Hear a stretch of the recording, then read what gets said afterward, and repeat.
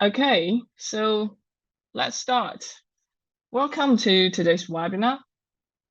Um, this is a webinar series, and the topic of today is the first session. We will have 6 sessions, and I can show you the plans in the end. So I'm the speaker of today, Kang. I'm also Services and Asia Training Executive from Cambridge University Press. So okay, this is an introduction of me. I'm working to improve the author experience in multiple ways and help authors in Asia to achieve their professional goals. I have 5 years of experience in training and consulting in the area of open access journal marketing and management. And I'm currently focusing on supporting authors to improve their chances and um, publish in top tier journals in Asia. Okay, that's basically it's me. And this is for our Cambridge University Press. We help millions of people worldwide unlock their potential. To achieve that, we have the syndicate.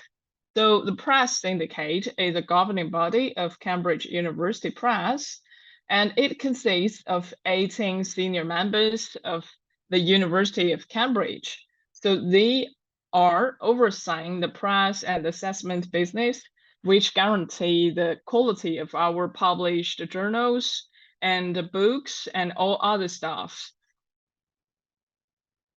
And let's have a look at some of our authors. Because we have a really long history, we have 400 plus years history. So we had Sir Isaac Newton, we had Albert Einstein, and Professor Stephen Hawking. Our academic authors comes from all 5 continents and range from junior faculty to Nobel laureates. So that's our authors. And here are some award award-winning publishing. We had 180 plus Nobel Prize laureates worked with us in our books, journals, and the journal of our partners. So because today's session is about introduction, I'm going to introduce some stuff of Cambridge, give you some background, and after this background, I think you must want to know how to get yourselves work published.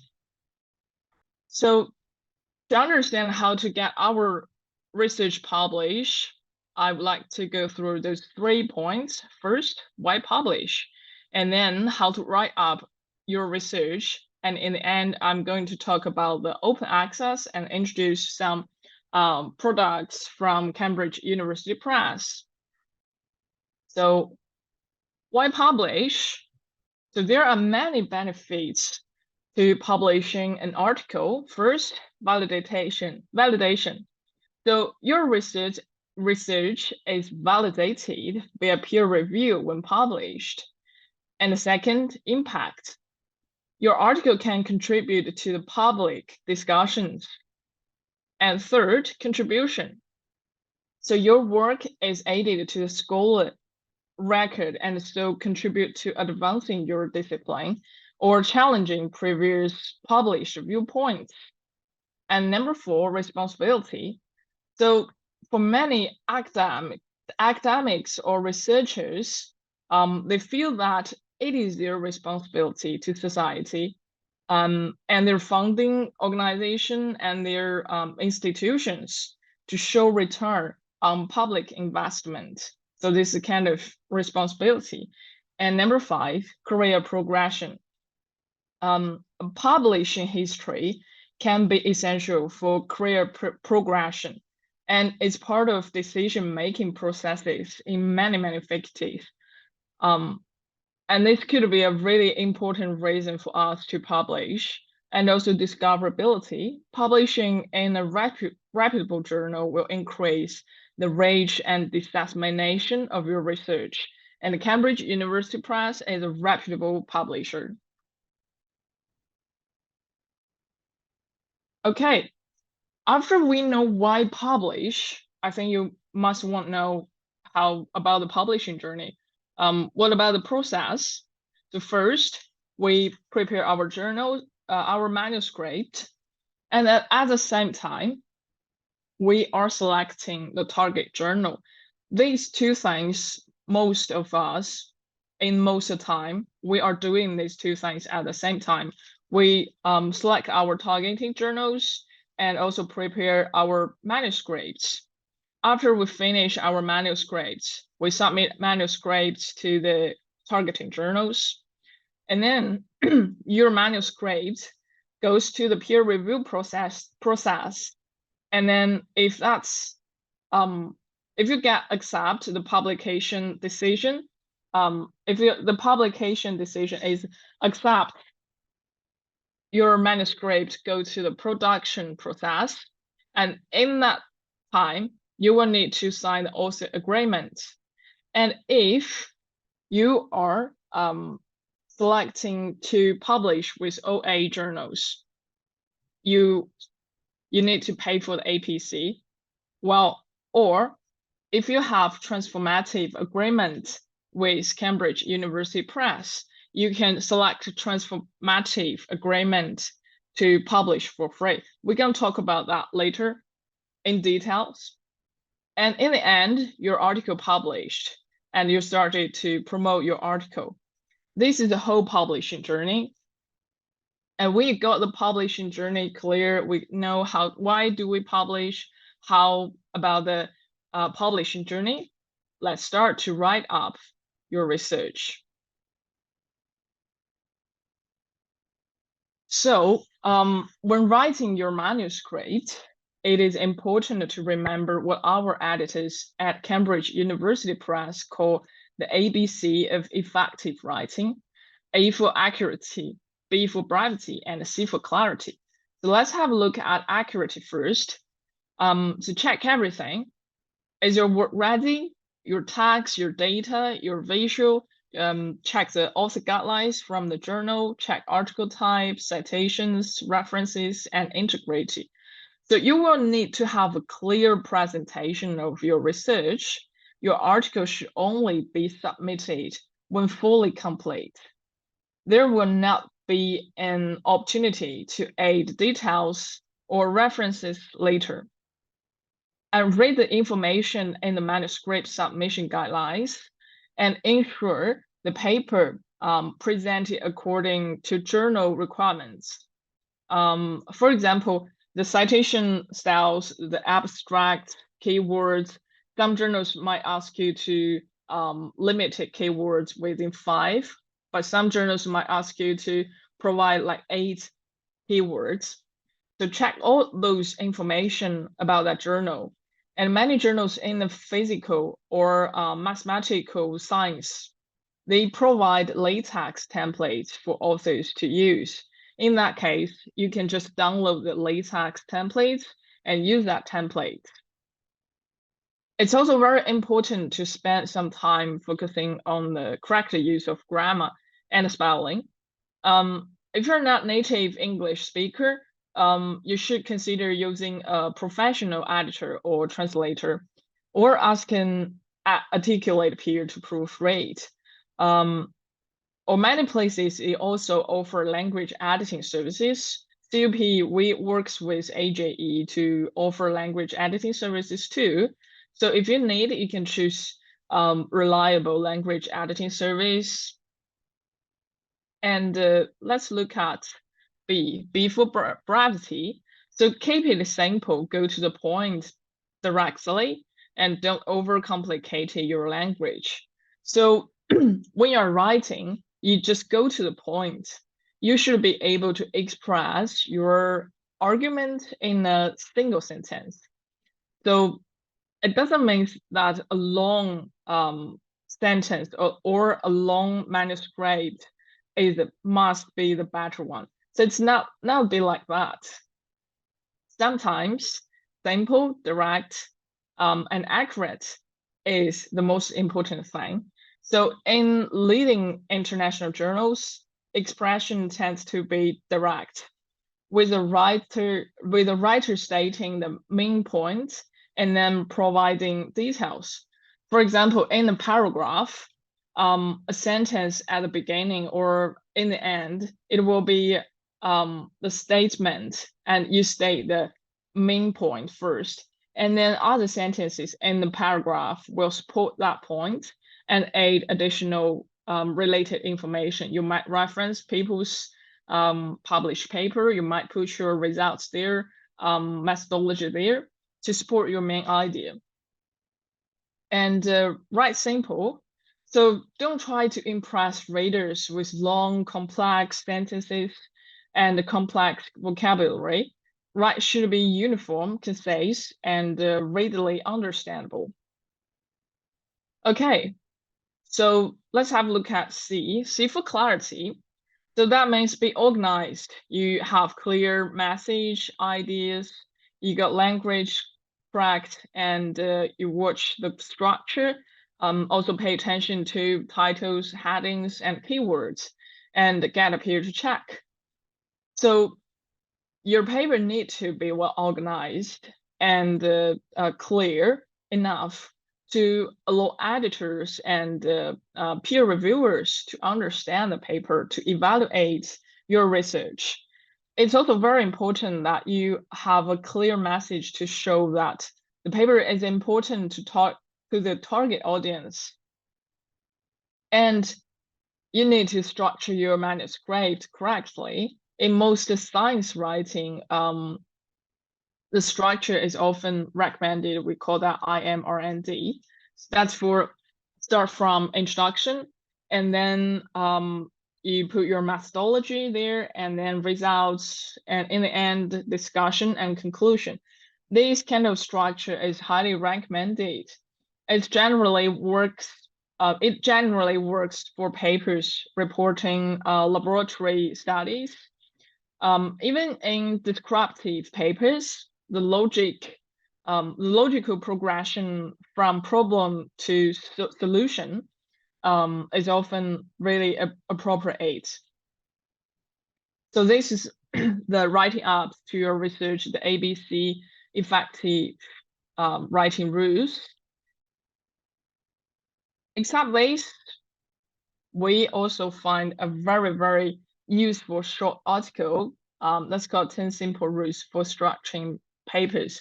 I also put the links at the bottom of this slide. So this is a really good short article by Mash and Cording in PLOS Computational Biology. It's an open access article, so you can just go access to the article freely. It's better. I would recommend you to read that yourself if you're interested. And we just pick the 10 simple rules, put that to bullet point here. So the first is focus your paper on a central contribution in the title. It is about clarity, so focus on main message communicated in title.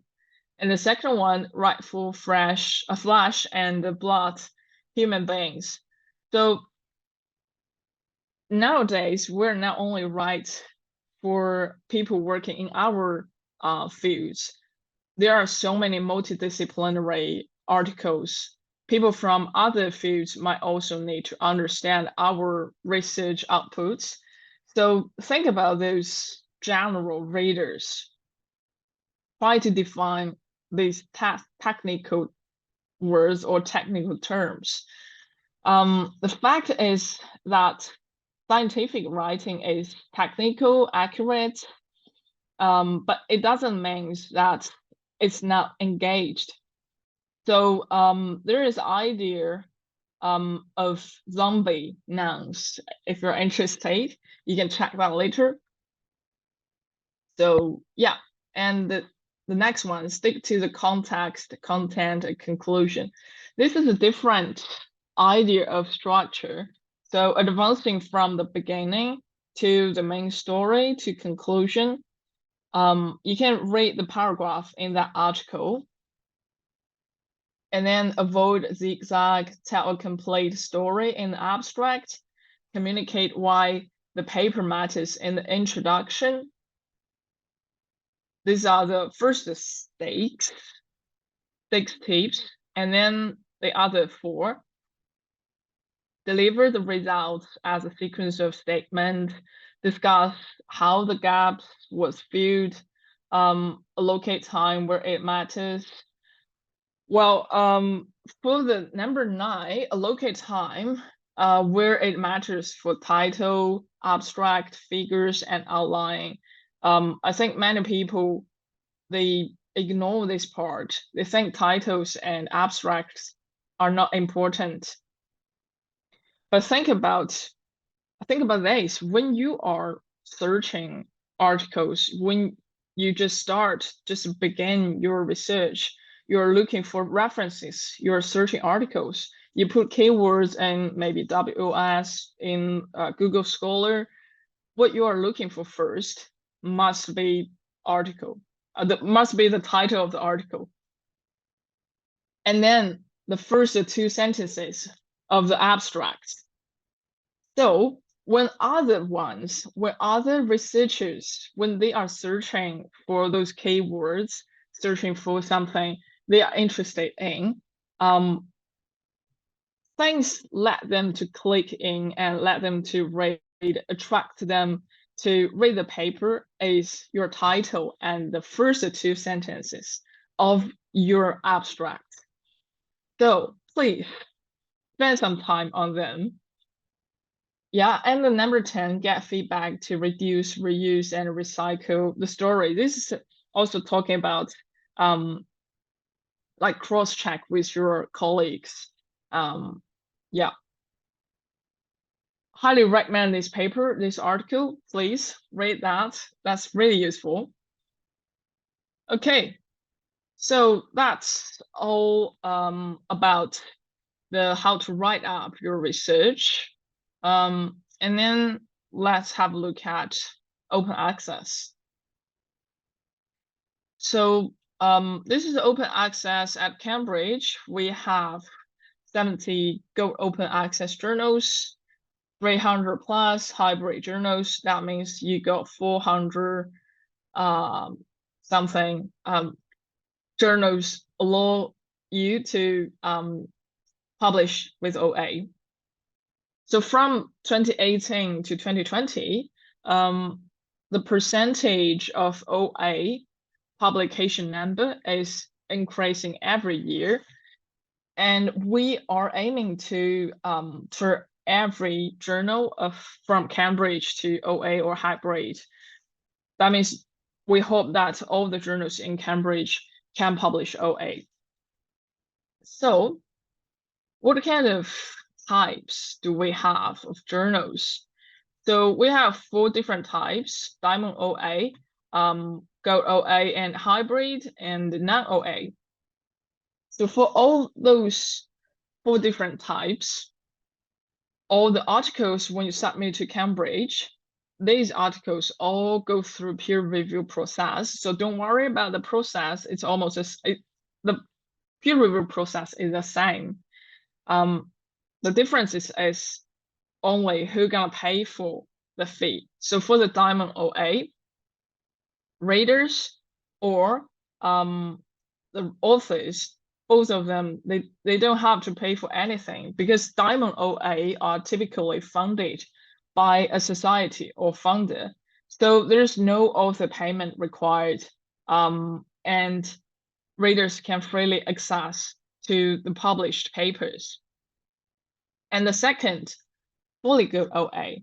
So authors are usually required to pay for an APC as individually or via their funder, their institution, organization, and the content is freely available, so readers can read freely, don't have to pay for the subscription fee.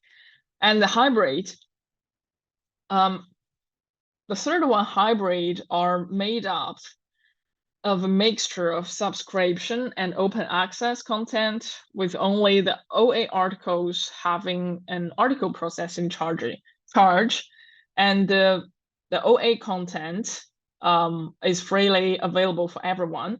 But if you choose to publish with subscription mode, that means the authors, if you are author, the authors do not have to pay for anything, but people cannot read your paper freely.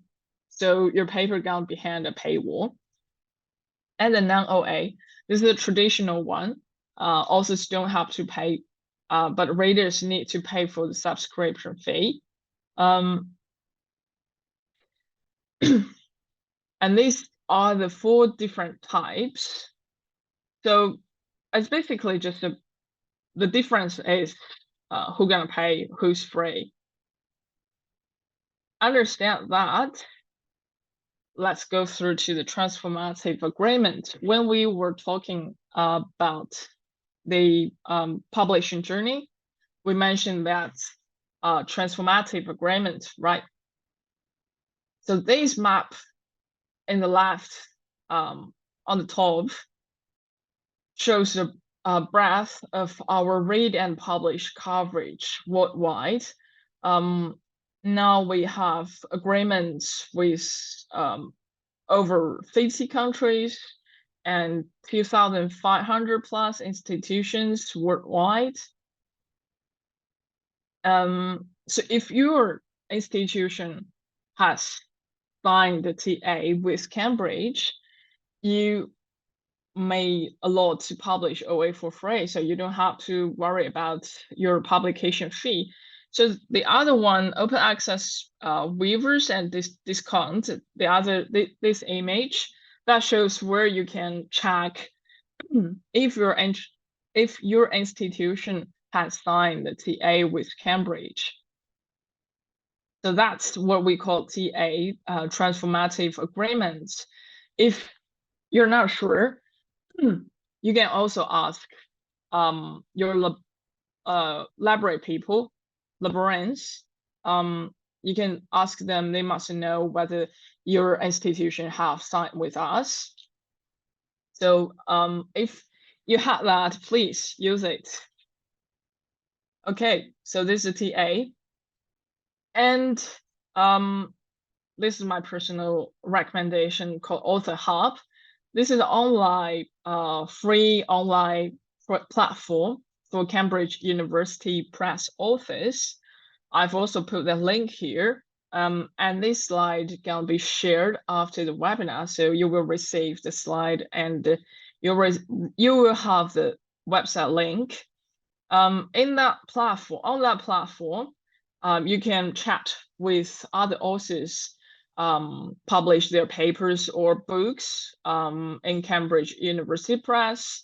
You can also have the guidelines of some journals. You can also have some news. So it's still free, just like a platform for authors to communicate with each other, share their experiences in publishing in Cambridge. So try that. And also we have preprints platform. So yeah, you may know many of them, Arxiv, PJ, and we have our preprint platform called Cambridge Open Engage. So for you who don't really know what is preprint, we can say that it is a platform that allows you to put your unpublished paper there and receive people's feedback or comments before you submit your manuscript. And then you follow those comments or feedback to improve your manuscript. And now all the preprint platforms offer the DOI for each unpublished paper. So if you put your paper there, you still got it in DOI. So it starts from like very early in early 2018. Crossref available data suggested that the preprint grew at a rate of 30% between 2016 and 2018. That's a huge growth time. And after that, many publishers have this kind of platform. Some publishers like us, we have our own, or some publishers, they work with different preprint platforms. So this is where you can have a try before you submit to a journal. So this is not related to any ethical issue. You can feel free to submit your manuscript to the preprint platform. So this is a preprint, and this is research directions. So this is very new type of publication. So it all starts with a question. This is a unique one from Cambridge. And in the end, an impact paper will summarize what's being published in response to question and how it can benefit society. If you're interested, you can search that. We have the website on Core. Core is our author use and platform. And this is also one of our products called Cambridge Presents. It is a series of fully open access journals that map out and build connections in cross-disciplinary subjects areas to address real-world challenges. Like what we talked, there are so many multidisciplinary researchers and papers. When you are trying to submit your multidisciplined research or article, you might have met this kind of issue. So the journal might say, I'm sorry, this is out of our scope. It's related to our scope, but kind of out of scope. So we have to say, no, it's not about your paper quality. It's all about the scope. I've seen some papers like they combined forestry and brain science. They're doing like how people feel. They use MRI, this kind of brain science thing, and test people's brain and compare the difference between when people are standing in the forest and when people are standing in a urban area. So when they finish that paper, you may ask, is that useful? That must be something new and useful. But if they submit their paper to forestry journal, the journal might say, well, it's kind of out of our scope because you are doing brain science. But if they submit to brain science journal, this journal said, it kind of out of our scope. So Cambridge Presents is here to solve this problem. You can freely submit your multidisciplinary research here, your article here. So if you have that needs, please try to understand that. Try to check Cambridge Presents on our websites. Okay, so yeah, because this is the introduction part, we didn't go through too many like knowledge about publishing. This is like giving you a background of how we are doing, what kind of products we are. So a short introduction. And if you have any questions, please feel free to ask. Yay. How about waivers and discount for authors from Indonesia? So if your institution has, you can check that. If your institution has the TA, you can go through that. That might be free. If you don't, you can also check the Research for Life. Yeah, I didn't talk about that, the Research for Life thing. Yeah, the Research for Life, like developing word and discretionary waivers for unfunded author in OA journals. So yeah.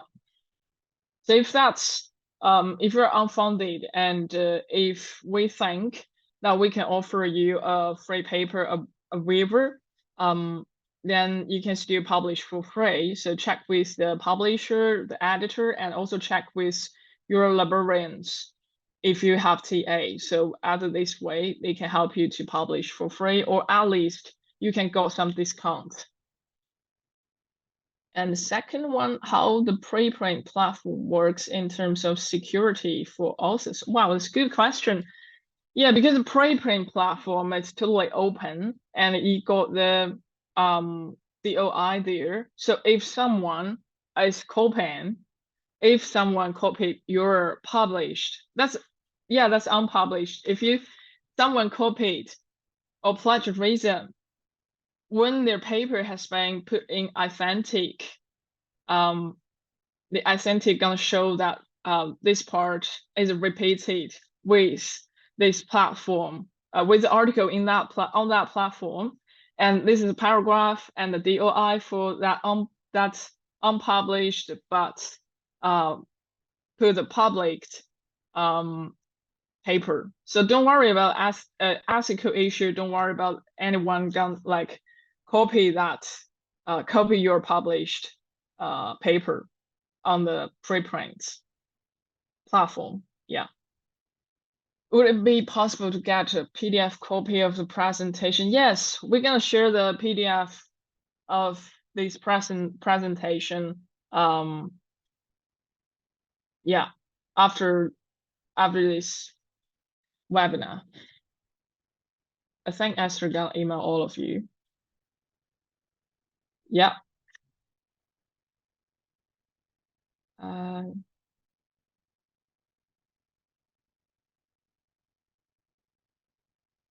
Do we have attend this link? Wow. Hi Esther, do you know, do we have attendance link? I'm sorry, I don't know what is the attendance link. Did someone ask in the webinar chat box? Yeah, when will be the next? Yeah, I'm gonna show you that. So there is a QR code. If you wish, you can complete that now. It's very simple feedback survey. And this is a plan for the future webinar. So the next one gonna be 28th December this year. Still the same time, 3 to 4 p.m. Beijing time. And the topic is how to select an appropriate journal and assess impact. So yeah, for the next one, we're gonna still have like 40 minutes, 45 minutes, and talk about how to select an appropriate journal and some tips about selecting journals. Like what I said, some people might first finish their manuscript and then think about which journal I'm going to submit the paper to. But a professional thing is to do that at the same time. So how to do that at the same time, we're going to talk about that. Since there is no complete peer review yet, how can we ascertain the reliability or veracity of set of preprints? Yeah, it's not complete peer reviewed. So so the main point for the preprints is to ask people's feedback. Yeah, we don't know the reliability, so you might not want to reference the preprint papers, but some people really do that. Some people would just cite these preprint papers. Yeah, because these are not peer reviewed. Some of them might not have good quality, might not good enough to be published. So yeah, this is a really good question. You'd better to try to understand whether you can cite it or not. Just do yeah, I would recommend you to cite those published paper. Yeah, because they are peer reviewed. But you can give feedbacks to those papers on the preprint. Yeah. Some people also use the preprint platform to like to find co-workers, co-founders, to find people to work with them, to say like, if you're interested in this topic, I would like to have more partners, colleagues to work on this together. Yeah, so this what the preprints for. It's not really not mainly for you to cite or to gain knowledge. I think it's it's basically for people, for authors who can receive comments before they publish, so improve their quality of their papers. And do you have any suggestions, site or idea for find a review of related literature and conducting a research? Suggested site or idea? Well, I do have an idea, but I don't really remember which site that was. So that's kind of ChatGPT saying. I sometimes use ChatGPT. So please provide me 5 high cited article within 5 years, published within 5 years, related to this topic, and the ChatGPT can like provide you those articles. That really save time. For website, many people use Web of Science, Scopus. Cambridge, we have Core, we have Open Engage. Yeah, I think Web of Science maybe used the most people. Yeah, and yeah, try ChatGPT. I think that one was called like AI Scholar AI. There is a plugin called Scholar the AI, and they can help you to find related literature. Yeah. So the next one, is that all for today's seminar? Yeah, that's all for today's seminar. Yeah, thank you. I can't get the QR code to scan again. Let's go to the QR code. Is there any attend link after my attendance? Oh, I think there will be, yeah, and there will be recording. Yeah, yes, our marketing people is recording that. You're gonna see the videos, the PDF, so don't worry about that. What if the final paper review eventually resulted in a total overall of the resulting conclusion? Are the preprint put out from website after papers form? Well, no, they are still there. The preprint, they are still there. They have their own DOI. Yeah, they have their own DOI. So they won't be put out from the website. What if?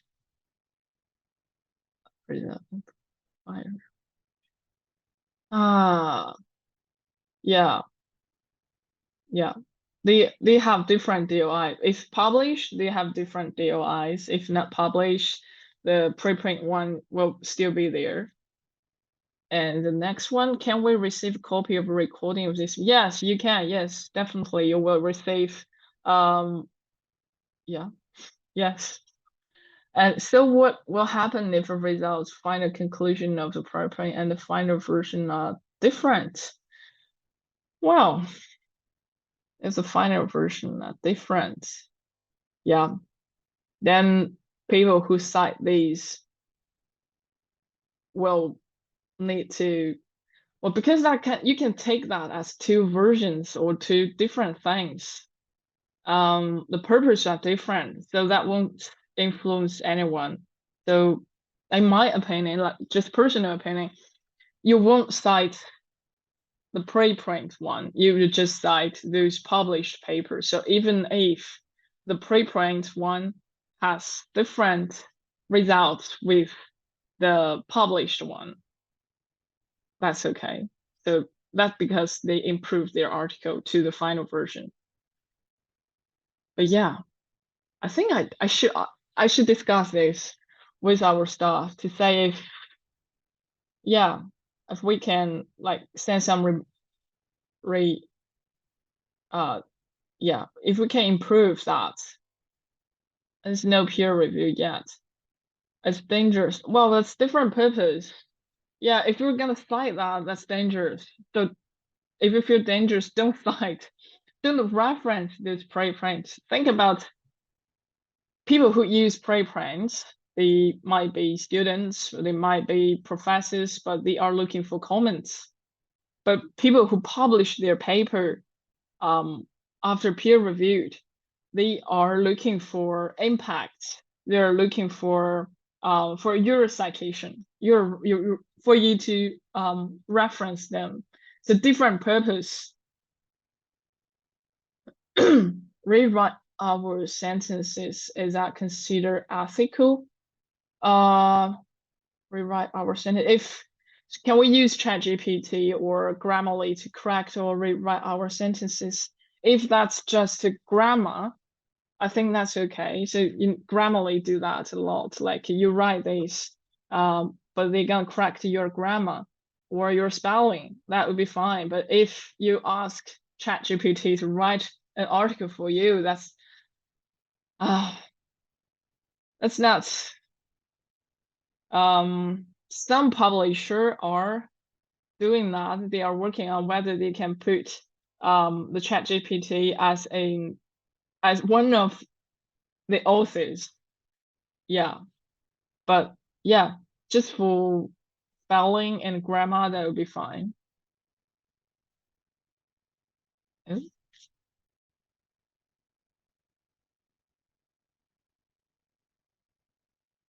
Uh, it is it's more common that undergraduate publish their work. Well, it depends on for the undergraduate age students publish their work. It depends on the discipline, because I think for some biology discipline, undergraduate age students they publish their work. But for some other discipline, like if you're studying arts, if you're studying like design or culture, I don't think that's common. Yeah, it really depends on what kind of field you're working on. No, just working on our language, that's fine. That's fine. Working on language is fine. But Cambridge University, as far as I know, does not require to cite AI. Yeah. We we're not. We're not yet. Yeah, we won't say that we don't recommend you to work with ChatGPT, but no, we don't require to cite AI or ChatGPT. But you can use that for other ways like grammar, spelling, and literature research, literature search. Will this provide an online certification? Well, well, we have online certification.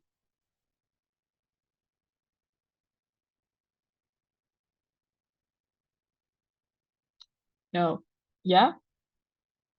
Does Astra know that? I don't know whether we will have online certification. Sorry.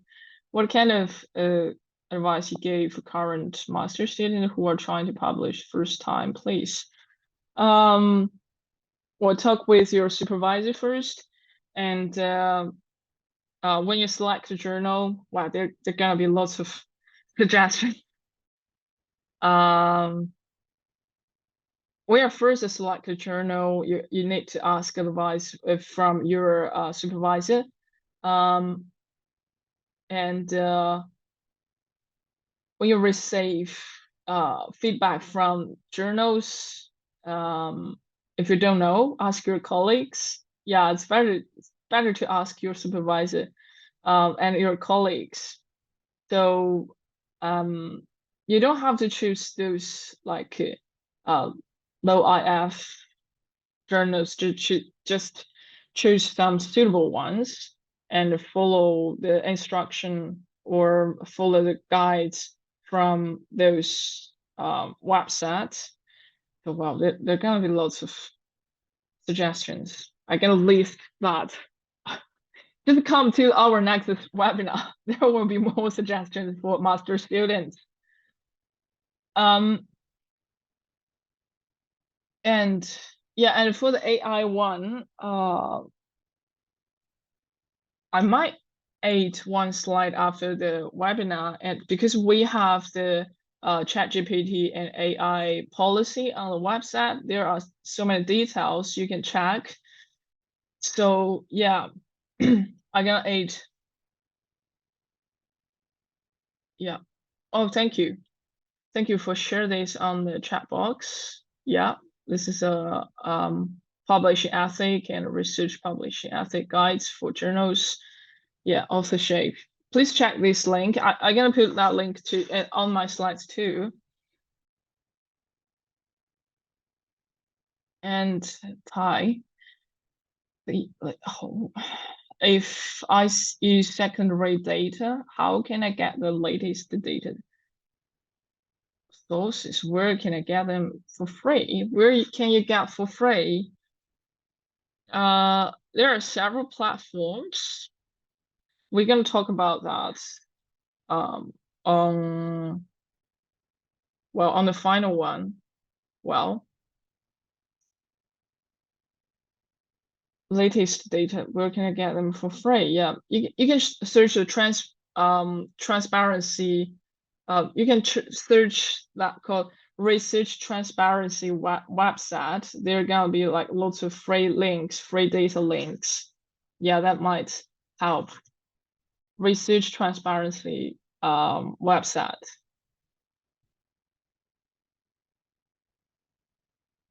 And any other questions? Okay, if you don't have any questions, please try to scan the QR code, give us feedback, and check the plan after the webinar. And we're gonna also invite you before next webinar. Thank you. Thank you for coming here. Thank you for listening. Yeah.